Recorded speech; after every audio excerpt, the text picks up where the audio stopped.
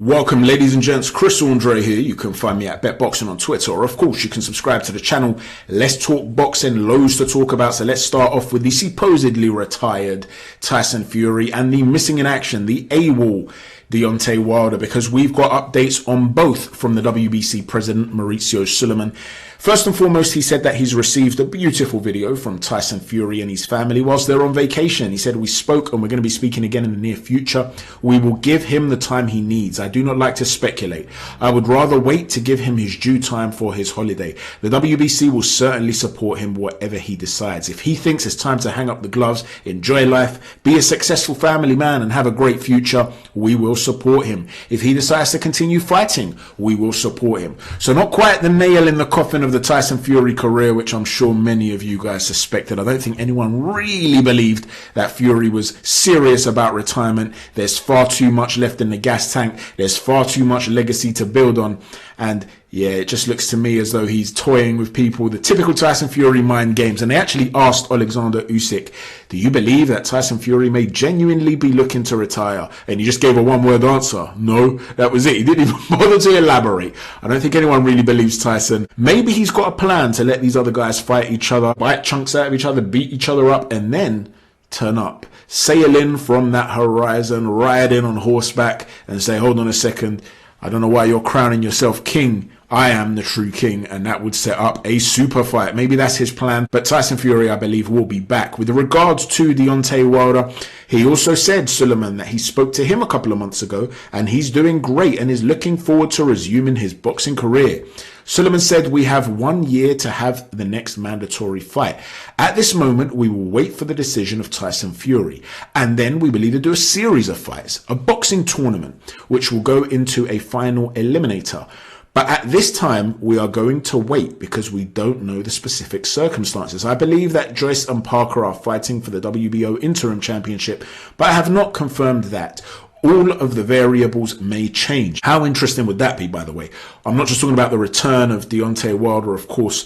The return of the Bronze Bomber is going to get bums on seats, people talking, whole load of excitement too, because he is an incredible fighter with an incredibly exciting style. In fact, true to his name, the Bronze Bomber, they're also building a statue and erecting a statue in Tuscaloosa, Alabama of not Tyson Fury, sorry, I meant Deontay Wilder. Certainly not of Tyson Fury in Tuscaloosa, Alabama. That would seriously cause some issues over there. But no, of Deontay Wilder. So he's loved there. They're going to be hoping that he enters this planned tournament from Mauricio Sulaiman. It is, of course, a very, very stacked division, and there are some incredible fights to be made. We'll see how it all plays out. Whatever the case might be, it's good to know that both Tyson Fury and Deontay Wilder may very well be returning to the ring again one day soon. And moving on from that, let's talk about a former heavyweight champion, Bermane Stiverne. He was asked about a potential fight between Tyson Fury and his British rival Anthony Joshua, and Stiverne said it would be a good fight. It would sell, of course. It would be the biggest fight ever since Tyson and Holyfield. This is a fight that I don't believe Joshua would prevail on though. But right now, the only thing that can beat Fury is Fury. He is unstoppable. His personality, his belief. I have a lot of heavyweight friends, and the person you see on camera or in the ring is not the same person you see in the gym or at home. I think Fury is the same wherever he goes. He's not just putting on a show for the TV, but that's his everyday life. Now with that latter comment about Fury being the guy you see on camera, I couldn't disagree more. I think Fury shows you so many different facets of his personality. Yes, I know that he's referred to having bipolar in the past. Maybe that's all it is. Maybe Bermane Stiverne's right. And it is a reflection of Tyson Fury's multiple faces, so to speak, depending on what sort of mood he's in and things like that, what psychological state he's in. But I actually think there's a lot more beyond that with Fury. I think he likes to play mind games. I think he likes to contradict himself. He likes to be happy-go-lucky 1 minute, aggressive the next minute, self-deprecating 1 minute, arrogant the next, and stuff like that. I think he likes a game or two, does Tyson Fury. But what I do find interesting is the fact that Bermane Stiverne was a former heavyweight champion of the world. And it's interesting to me how a heavyweight champ who must have had such incredible self-belief can look at another top-class heavyweight today in Tyson Fury and see him as unbeatable, unstoppable. I find that pretty incredible. To me, that shows that Tyson Fury's mind games work. Bear in mind, I don't believe anybody in history, any fighter, is unbeatable. Not just because of the facets of Father Time, but because styles make fights. If you were to clone all the best heavyweights of all time and you were to put them in a league together, I don't think any of them, if they were to fight in their primes, would end their career undefeated. You may have one guy that will win more fights than anybody else. It wouldn't be unfair at all to say I believe Tyson Fury would win more fights than anybody else. There'd be other heavyweights too that would be in that conversation, right? But to believe somebody is unstoppable, unbeatable, shows to me that he's able to use any sort of mind game he plays to get into the minds of opponents and other heavyweights. Now, that's not to say that all the other heavyweights see him as unstoppable. I'm pretty sure both Anthony Joshua and Alexander Usyk would love to get the opportunity to fight Tyson Fury. Whether they beat him or not is another topic, but I do believe that they could beat him. But nonetheless, it shows the ability of Fury's mind games. Let me know what you think about that. Maybe you agree with Stavern. Maybe he's just being honest and you just think this version of Tyson Fury simply cannot be beaten by anybody today, or perhaps anybody ever. Maybe that's your view. Now, moving on from that, let's talk about Sergey Kovalev. Kovalev has just beaten the brother of Kubrat Pulev, Tervel, at cruiserweight. He won the fight on points. And he still has Canelo on the mind. He has been saying he wants a Canelo-Alvarez rematch, but they did ask him about the Dmitry Bivol fight, and he said, believe me, if Canelo gave me one more month rest after my previous fight, which I had in my hometown in 2019 in August, then the result would be the same as his fight against Dmitry Bivol. I needed rest. I just had 5 days rest after the fight against Anthony Yarde, and then changed the time zone from Russia to America and started training camp for Canelo. This is crazy. 9 weeks between only 2 fights. I lost a lot of weight for the Anthony Yarde fight. I came down from 200 pounds and lost 25 pounds for that fight. Again, everything happens for a reason. What happened, happened. Just now, I want to congratulate Dmitry Bivol on a great victory, and I wish him good luck in the future. If someday Canelo will agree to fight with me, maybe he will want to fight a comeback fight with me, then I'll be ready. So Sergey Kovalev still wants Canelo Alvarez. Does he genuinely feel he wasn't at his best and that's why he wants it? Maybe he's just looking for another payday. I mean, he has gone to cruiserweight. What is he expecting, to come back down to light heavyweight? Will he then complain that he was drained again? I don't know. You let me know. I know there is a big crowd out there, a minority, who fervently feel that that fight was a fix. Do you think that this second time around, therefore, that Kovalev would try his best? If that's your view, that he didn't actually try, maybe you feel that he can't live with that and now he wants to really put things to bed. I don't know, let me know. But Andre Ward, as you can see on the right hand side of the screen, put out a tweet where he copied in the article and he just put a gif out to say, come on bro. He clearly doesn't believe that Kovalev could have beaten Canelo Alvarez had he had more rest. Is this because he feels that Kovalev is washed, or does he just feel that he was never capable of beating Canelo Alvarez? I find it interesting though. It's something that you have to ask yourself from a psychological perspective, because Ward went life and death with Sergey Kovalev. Most people felt he lost the first fight. He was certainly dropped in the first fight. Their second fight was nip and tuck. And he did hurt Kovalev prior to stopping him. There's no doubt about that. Kovalev began to slow down. In the preview to that fight, I did say that John David Jackson's talk of getting Kovalev to punish Ward on the inside, punch with him to the body when Ward wanted to turn it into an inside fight, was all wrong. From a technical and tactical perspective, I felt that was wrong. I felt Kovalev should have used his sambo skills to continue to tie up. Yes, it's tiring from a muscular perspective to have to wrestle constantly with a guy who's physically strong like Andre Ward, but if you stop him working at range, Kovalev had the advantage. So I felt like they got that wrong. They started fighting on the inside and he got punished for it. Fair enough. In the end, he got hit with some low blows, a lot of people felt, so it was a controversial stoppage, but the tide did seem to be moving towards Andre Ward anyway. Now, whether Kovalev could have got a second wind and actually won that fight, who knows, right? But the point is, what you did see was an evenly matched couple of fights. If you felt that Kovalev won the first fight, it was competitive. If you felt Ward won the second fight, up until the stoppage, it was competitive. So why would Ward assume that Kovalev has no chance against Canelo? Is it just because he feels like he's washed? Or does he actually think that Canelo is just a level above? And if so, how do you think Andre Ward would have coped at super middleweight against Canelo Alvarez. Moving on from that, let's talk about the WBA doing some crazy governing board type things. As you guys are aware by now, Josh Taylor is talking about moving up a weight category. He's just not comfortable at light welterweight anymore. It's far too difficult for him to lose the weight. So if he does that, he's going to vacate his undisputed titles.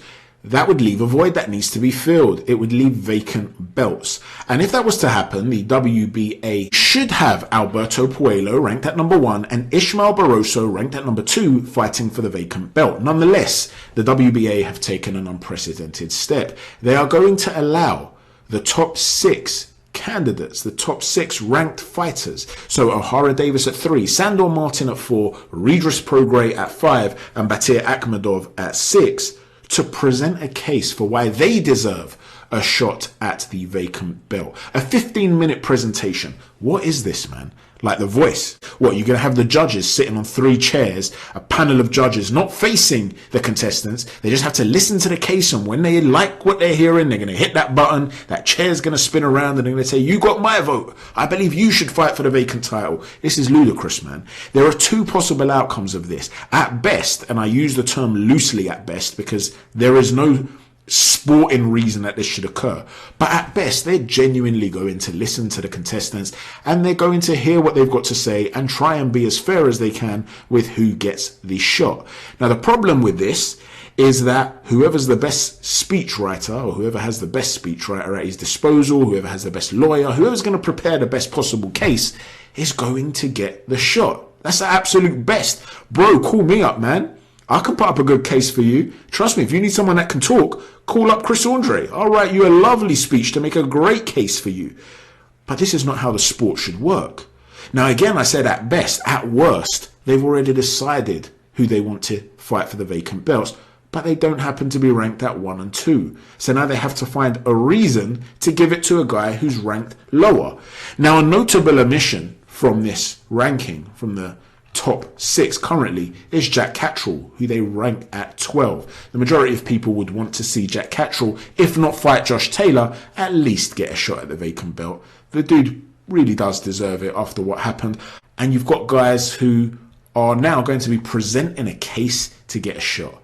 This is madness to me. Let me know what you think about this. Let's talk about Jermell Charlo. After his fantastic victory over Castaño and becoming the undisputed champion, Tszyu, logically, normally, has said this was a great fight and a great win for Charlo, but he's ready when Charlo is. He's been a mandatory now for a couple of years, he says, and he's ready to take that step up. Charlo went ballistic when an Australian reporter asked him about this, and he basically said, F you and F Tim Kazoo, who I'm assuming he knows his name, but is purposely mispronouncing it. Listen, whichever way you put it, I understand that Charlo's a very aggressive character. I don't know, man. Maybe the dude didn't get enough hugs as a kid. I find him entertaining. I think he's really funny. He's on that smoke all the time. I have a relative who's a little bit like Charlo in the sense that he's angry all the time about everything. He's confrontational with everyone about everything. And I'm just like, dude, chill. Like, relax. And that's how I feel about Charlo. But something that I've said multiple times on different videos, I have no problem when fighters are at each other's throats. As long as he doesn't put it on the public or reporters, you have to have an element of you that's a little bit humble when it comes to non-fighters. Charlo doesn't have that. He's willing to have that smoke with everyone, and he's got to be careful because it can cause him to become disliked. Maybe it'll work for him though. Maybe that's what he wants. Maybe he wants people to hate him so that they tune in the hope that they can try and watch him lose. You know, that's quite a clever sort of business move to make. Even so, I'd love to see the Tszyu fight if he stays in this weight category. Another one would be FUNDORA. FUNDORA is not ranked in the top 10, I don't think, by any of the other governing bodies after beating Erickson Lubin is madness to me. This is a guy that deserves a big fight now. So I'd be happy to see either of those 2 fights. Let me know what you think and who you would like to see Charlo fight next. I know he argues with everyone, but it does make for entertaining TV, does it not? Let's talk about Sonny Edwards and Prince Patel. Sam Jones has put it out there that why don't we all just make this fight happen? It would be pay-per-view in terms of the build-up. You got 2 very outspoken, cocky fighters who can talk, who are very funny, who have very passionate followings that support them, but the guys that don't support them, they're non-fans, so to speak, can't stand them. So you've got so much passion on display from both sides. Yes, Sonny Edwards has bigger fish to fry. He wants to become the undisputed champion, and of course that's what we want to see him fight, the likes of Julio Cesar Martinez. But in the interim, if that fight can't happen right now for whatever reason, this is one I'd love to see. Let me know what you think about that. Moving on from that, let's talk about Chris Eubank Jr. I love his style of fighting. I even love the aloof, sort of arrogant cockiness about him, because he's not actually that bad with it. He's certainly not bad to the fans with it. He's not bad to journalists with it. Yes, I know he's been very arrogant with former trainers and stuff like that, but that's him within the sport. And like I said, I've got no issues with that. But despite me liking Chris Eubank, despite me liking his fighting style, enjoying him and finding him entertaining, he's gone after Kell Brook again, which I do not understand. He said, let's be honest here, you don't seem like the sharpest tool in the shed, Kell. So those few millions you've made, they're not going to last more than 10, 15 years. So come out of retirement and let's get this fight out of the way. Imagine beating me as your final fight. In other words, that would boost your legacy. What is he trying to do here? I don't understand. Is he going after a guy who's just said, look, I'm a welterweight and I'm past my best and I'm retiring? Is that your aim here? What is it you're trying to do? Why would you try and call this guy out of retirement? It's like he's just trying to chase that bag. Victor Onyebuchi, who is a subscriber of mine who I chat to a lot on Twitter, a great guy, he's basically come out and said that he's unfollowed him on all social media because he has no ambition on being remembered as a boxer. And you just saw Billy Joe Saunders there, a friend of Kell Brooks, who seems to agree with Victor, and he said, why is he talking basically like, you know, imagine beating him on your last fight, as though he's a name, as though that's going to boost your legacy. So Billy Joe Saunders is mocking Chris Eubank too, because here's the thing with Eubank, as entertaining as he is as a fighter, he hasn't really built a great legacy in terms of big names that he's taken and beaten, and he's been saying that's what he wants to do. Well, now the opportunity presents itself. Why are you targeting the likes of Kell Brook? Billy Joe Saunders, sure, I get it, right? But Kell Brook, let me know what you think about this. Kell Brook was a terrific fighter, of course, but he's retired, man, and he's a smaller dude. We want to see Eubank in big fights. Let me know what you think about that. The son of Evander Holyfield, Evan Holyfield, who had previously been undefeated 9-0, has unfortunately been knocked out in dramatic fashion in the second round by Jermaine McDonald. This is going to become a meme, isn't it now? You're going to have this kid who's going to have to carry this with him for a very long time. It's very difficult, you know, when you're the son of a famous father. It's like a poison chalice, because on the one hand, you're given opportunities you wouldn't otherwise have been given. You're able to fight on platforms that, as a novice, you never would have had the opportunity to fight on. You get to meet trainers and fight and train under some elite level guys because they respect your father. You get to inherit the fan base of your father, or at least a proportion of them. But it comes with difficulties. There comes expectation. There come haters too, whether they were haters of your father or whether they were fans of your father, but they just feel as though this is nepotism and you're being given something that you have not earned. And so because you're not good enough and it's not earned by merit, they actually want you to lose, and they want to mock you when things go terribly wrong. And the psychological impact of that, constantly sending in messages. I mean, some of the things I see on Twitter, man, going back earlier to the Sonny Edwards Prince Patel situation, I saw some Prince Patel fans mocking the disabled mother or the ill mother. I'm not too sure exactly what the issue is there, but she was ill. They were putting up photos of her, of Sonny Edwards. And I'm just sitting there thinking, how low can people get, man? Like, imagine that was one of your loved ones. Do you know what I mean? There's a lot of scumbaggery that goes on online, and this kid's going to have to deal with a lot of pressure now. So my question to you is this: would you rather be a kid who had those sort of contacts and feel that you can benefit from that and stand on the shoulders of your giant father, or would you rather have to just make your own way like the majority of fighters do, even if that means you're never given those opportunities? Let me know what you think. Finally, let's move on to Jarron Boots Ennis. And if you thought that you couldn't possibly respect Jarron more, this super talented, athletic, highly skilled fighter who wants all that smoke with all the top guys at the moment, well, I'm about to give you another reason to really love this dude. You see that little kid, that cute little kid on the bottom right hand side, Jax? Jax unfortunately has a rare form of cancer, and tragically, if he does not find a match for a bone marrow transplant, something that is tested for by a lot of people but not by everybody, unfortunately this kid will pass away. Those at the top left hand side are his devastated parents. They are heartbroken and obviously extremely concerned.